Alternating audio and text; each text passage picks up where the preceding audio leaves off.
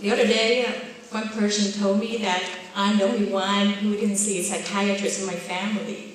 So I want to find out when and how we know that if people grow out of certain behavior, when we're going to get professional intervention.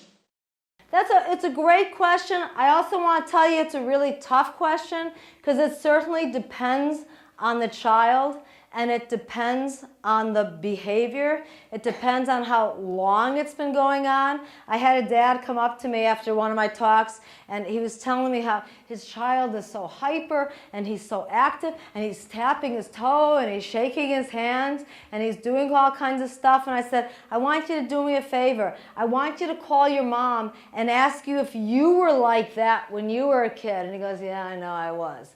I said that I'm not so worried. I think the first step with any kind of behavior that you're seriously concerned about, just ask your pediatrician. Just run it by your pediatrician.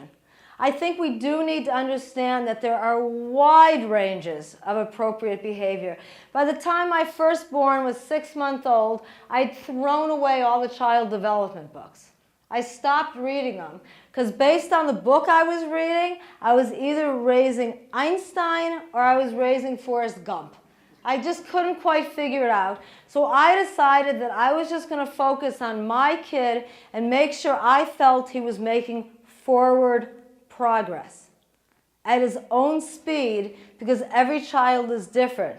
So I invite you, if you have a concern, to send me an email later. My cards are on the back table. Or check with your pediatrician. I think that's always the fastest and safest way if you're concerned. If you are concerned, there's no point in being concerned for 6 months or a year. Bring it up right away.